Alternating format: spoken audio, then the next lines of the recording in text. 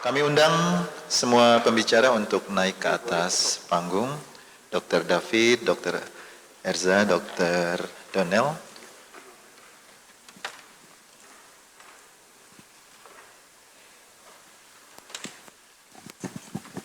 Berhubung waktu yang disediakan oleh panitia cukup tidak terlalu banyak, jadi mungkin satu pertanyaan saja dari Pak. Ya, silakan dokter.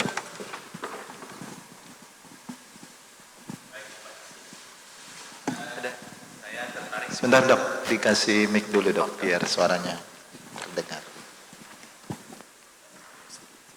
Terima kasih Dr. Alam. Saya tertarik dengan presentasi Dr. Erza, yaitu tentang bagaimana volume dan beban jantung yang memuncak pada postpartum. Ada satu isu yang menarik sekali, yang ini menjadi masih perjuangan, ya, berkaitan tentang timing pemotongan tali pusat. Jadi kalau kita lihat fisiologisnya kan ada beban sekitar 600 sampai 800 ml darah yang harus masuk ke sirkulasi maternal oleh karena pemotongan tali pusat secara cepat. Nah, ini menjadi titik penting mengapa kemudian banyak kasus-kasus PPCM terjadi pada kasus wanita yang nampaknya sehat. Ada intervensi kita yang selama ini yang menjadi sebuah rutinitas, yaitu immediate cord clamping, yaitu pemotongan tali pusat dalam waktu periode kurang dari 60 detik. Rata-rata sekitar 10 sampai 15 detik setelah bayi lahir diklam. Dan WHO sendiri telah mengkoreksi, John Hopkins juga telah mengkoreksi timing pemotongan. Waktu dulu kan kita khawatir tentang risk postpartum hemorrhage, sehingga muncullah aktif kala 3 manajemen kala tidak aktif, yaitu pemotongan tali pusat segera. Tapi ini menyumbang kontribusi terhadap risiko maternal. Satu. Yang kedua, ternyata terjadi risiko pada neonatus sendiri, yaitu neonatus mengalami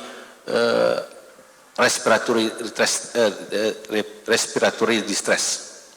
Mengapa? Karena timing mulai pelepasan atau peralihan oksigenasi dari plasenta ke paru-paru, oksigenasi ke paru-paru tidak berlangsung secara smooth dan pun berdampak maternal. Nah, saya hanya melihat belum cukup evidence yang melaporkan hal ini, tapi secara common sense. Secara common sense, perubahan sirkulasi atau hemodinamik yang cepat dalam periode setelah bayi lahir itu akan memicu terjadinya peningkatan beban jantung yang berlebihan. Nah, saya hanya memberikan sebuah mungkin enlightenment. Barangkali ini bisa menjadi titik penting dalam bagaimana kita mencegah terjadinya risiko PPCM. Saya kira demikian, terima kasih. Baik, mungkin ditujukan ke Dr. Erza dulu. Terima kasih dong menjawab. Ya,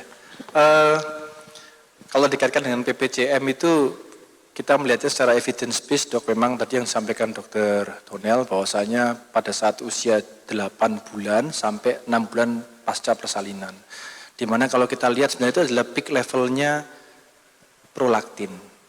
Oleh karena itu kenapa kok bromokriptin sering sekali muncul ya dok ya, di situ. Jadi artinya memang ada karena merubah yang jadi katepsin D tadi itu, sehingga sebenarnya punya patofisiologi yang dengan preeklamsia PPCM. Makanya kalau ada preeklamsia dengan udem paru ini apakah murni preeklamsia karena masalah ketidakseimbangan tekanan unkotik atau hidrostatik, atau memang ada masalah kardiogenik. Nah, kalau coba kita kaitkan dengan masalah cord clamp, jadi kalau cord clamping ini mungkin kalau dalam pemikiran saya adalah lebih pada efek ke janin, ke bayi daripada ke ibu. Karena sekali lagi kalau masalah venous return autotransfusion itu adalah ketika plasenta lahir, bukan pada saat cord clampingnya. Jadi karena pada saat plasenta lahir itu vaskular terbuka, itu yang pertama. Yang kedua adalah pada saat plasenta lahir itu otomatis ada Frank Starling mechanism, jadi artinya uterus akan melakukan involusi. Nah, involusi yang tidak dibarengi oleh tonus otot yang bagus itu akan menyebabkan atonia uteri, akhirnya HPP. Nah, kenapa ini kok bisa sampai atonia uteri? Karena ternyata selama orang dengan penyakit jantung itu terjadi iskemik dan hipoksia yang terlalu lama. Sehingga ketika terjadi kelahiran plasenta yang mungkin terlalu cepat, itu bisa memicu hukum tadi, Frank-Starling mechanism, sehingga akhirnya dia tiba-tiba kehilangan kontraksi ototnya. Jadi dalam hal ini, satu, untuk mencegah venous return yang secara tiba-tiba, untuk mencegah atoni uteri yang tiba-tiba, kita bisa lakukan pemberian diuretik pada saat persalinan. Jadi ketika misalnya bayinya lahir, diberikan diuretik, harapannya mengurangi preload. Nomor dua, sebenarnya kami ada data, jadi pada pasien-pasien dengan penyakit jantung bawaan, itu jadi hipoksia dan iskemia kronis, itu biasanya kalau kita tindakan persalinan operatif SC, itu bisa kita lakukan Bielin's prophylaxis, sekedar untuk mencegah terjadinya hipotoni uteri.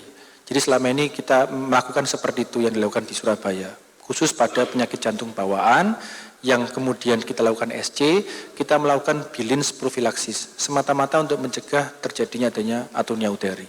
Mungkin itu saja, Dok, yang dapat saya sampaikan. Terima kasih. Baik, terima kasih Dr. Reza. Mungkin Dr. Donel ada tambahan.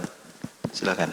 Ya, jadi tadi ada ditanyakan juga mengenai PPCM. Jadi kalau dilakukan pemotongan tali pusat yang seperti itu untuk mencegah terjadinya atonia uteri, itu dari kepustakaan yang kita baca tidak akan berisiko untuk terjadinya PPCM. Karena PPCM ini bersifat proses itu bersifat kronis gitu.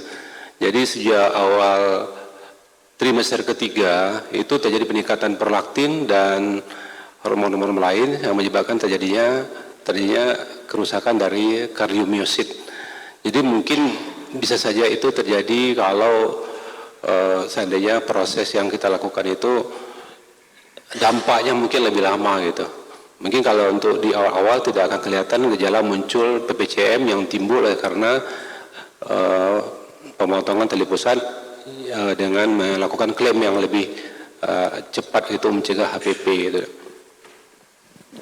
Baik, saya kira cukup ya Dok ya. Baik, tadi sudah dijelaskan oleh Dr. Reza dan Dr. Donel. Baik, dengan demikian berakhir sesi penyakit jantung dalam kehamilan. Kita berikan aplaus pada para pembicara yang sudah mempresentasikan dengan sangat menarik pada siang hari ini.